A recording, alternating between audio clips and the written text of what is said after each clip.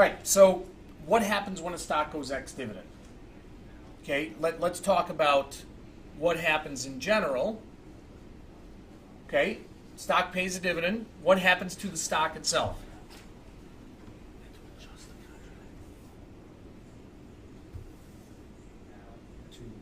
We never put your name down here for controlling position as CEO, so I had to add that. And we never put down yours. Sign that at 516.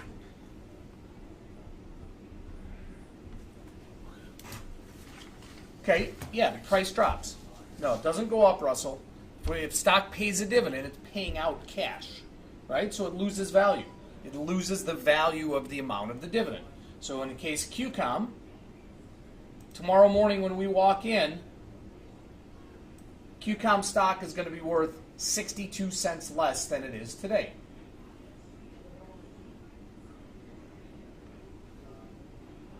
Make sense?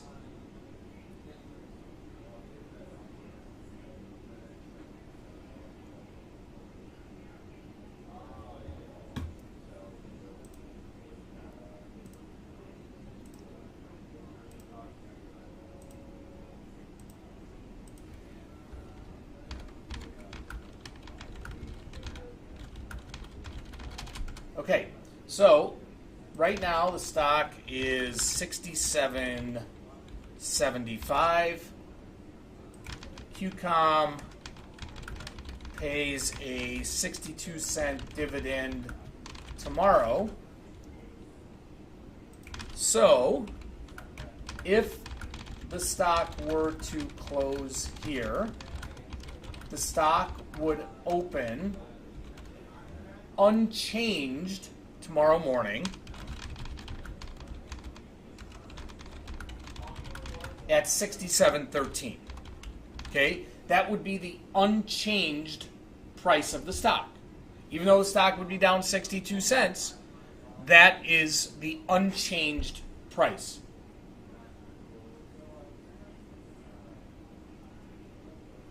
Well, Russell, if you want to think of it that way, it's a promoter because people buy stocks sometimes just for the dividends that they pay. But when a company pays out money, they're losing value in the company. They're returning money back to their shareholders.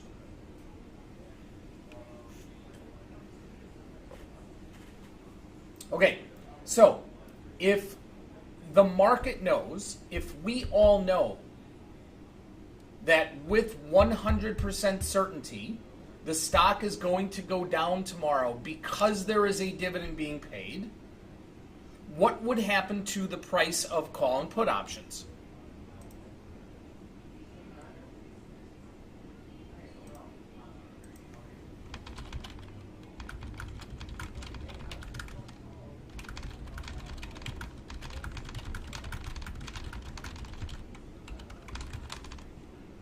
What would happen to the price of call options? Let's start there.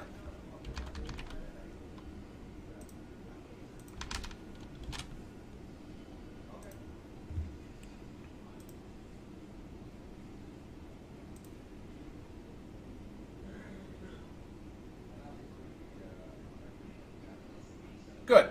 Yeah, call options will go down, put options go up. Okay, so if we know a stock is going down, call options decrease and put options increase. Okay, so we already know that ahead of the fact here, right? We already know the stock is going down. So if the option market didn't take that into account, then there would be a massive arbitrage opportunity, right?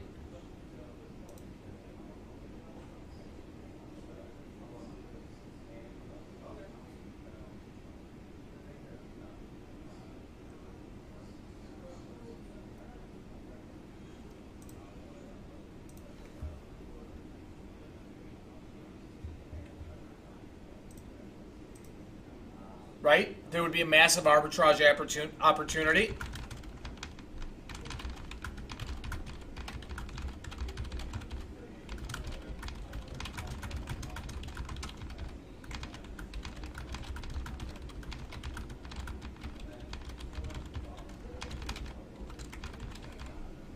Okay, so as we look here, you will see that with the stock, and it's now 67.60, so a little bit lower, okay? Stock is 67.60. But if we looked at the at-the-money option, which is the 67.5 call and put, they should realistically be trading about the same value. In fact, the call option should be trading a little bit higher because the call option is a little bit in the money, right?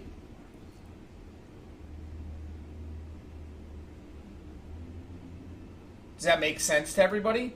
However, when we look at the actual prices here, we can see that the call option is significantly less than the put option. If there were no dividend, it would be at least the same price, but the call would be a little bit more expensive. In addition to that,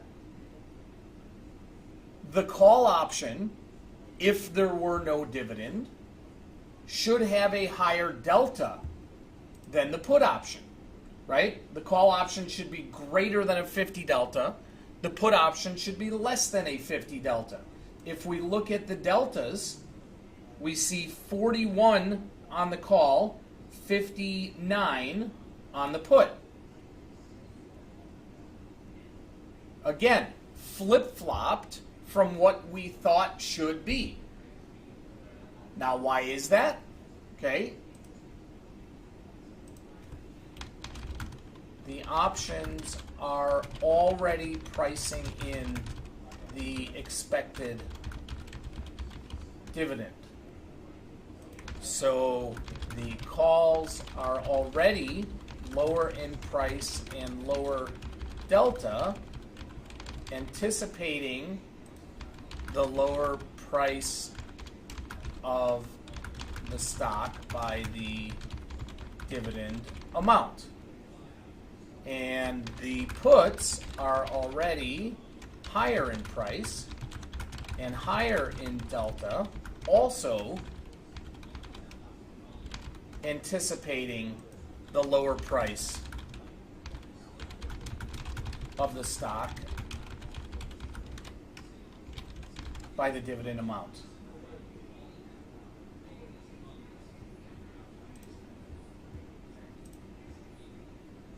Does that make sense?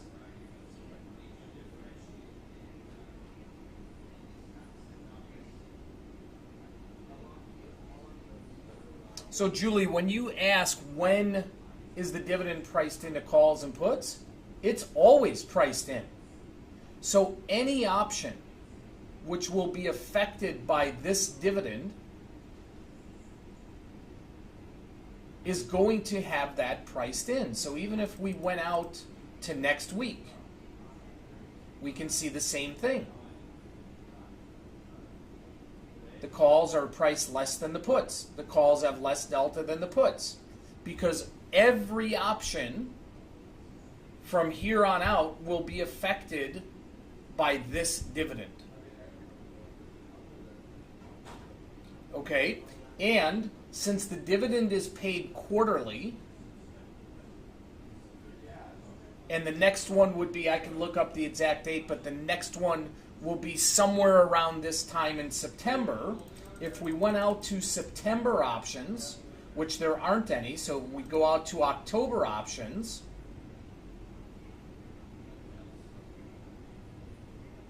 October options are pricing in 2 dividends because the stock will have paid 2 dividends by then, and so on and so forth. So part of the Black-Scholes option pricing model, and it's a part that does not get talked about very often when we talk about the Greeks and what goes into pricing options, dividends don't get talked about a lot. We always talk about theta, and we talk about gamma, we talk about delta, we talk about vega, volatility, time to expiration. We don't talk about dividends a lot. Dividends are a major factor, especially when a stock pays a hefty dividend.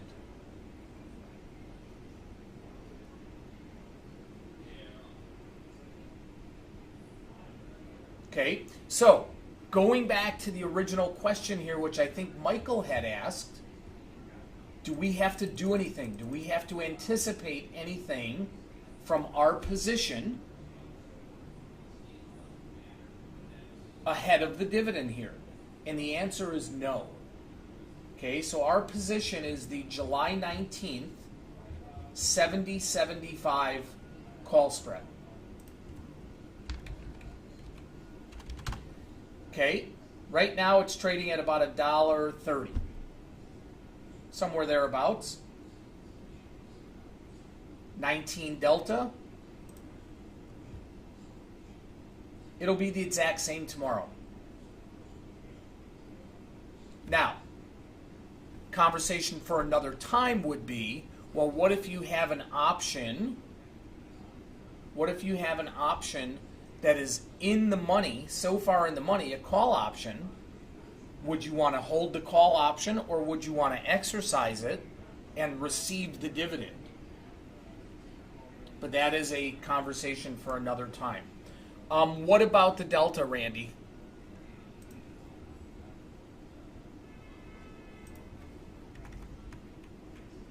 What would you like me to explain?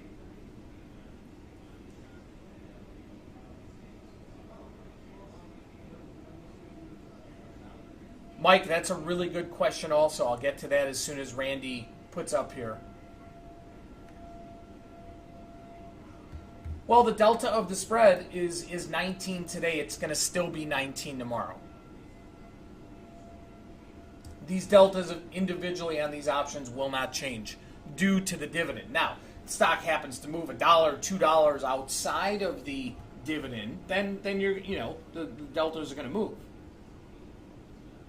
But our long call spread here, from a delta standpoint, we're long 19 deltas. That means that for every dollar the stock moves, the value of our spread is going to move by 19 cents. Thank you, Kevin. Okay, Randy? Delta in anything is the rate of change.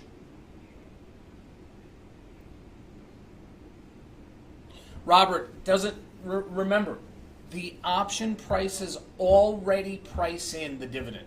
So everything, all option prices would be quote unquote fairly valued from a dividend standpoint. There's not going to be an arbitrage opportunity due to the dividend. There may be other factors, volatility, so on and so forth, but not because of the dividend. That is already factored in. Okay? Now, to your question, Mike,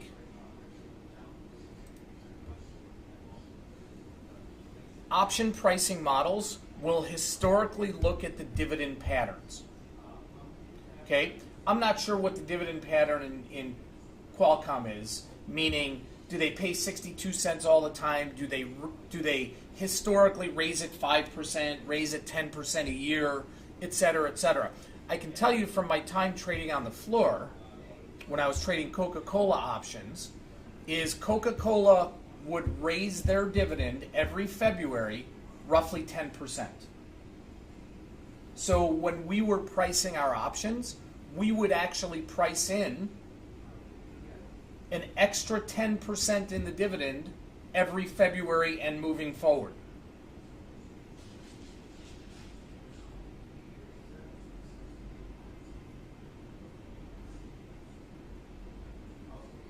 Okay?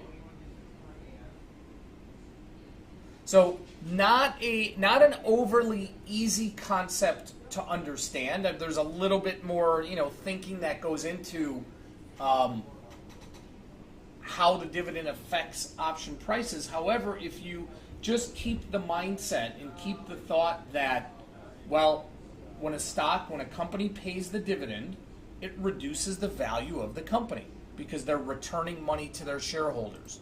What happens when the value of a stock goes down? Call options decrease, put options increase. Make sense? That is really the key to take away and understand.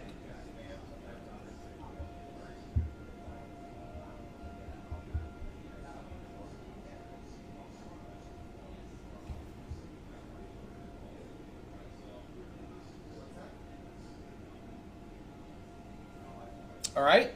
All right, let me post this up here. Mike, I think it was you, Michael H., who asked the original question about the dividend. Great question. Very important, very apropos, obviously, at this time. Very relevant to us. Nicely done. Let me get this posted up, and I'll be right back, everybody.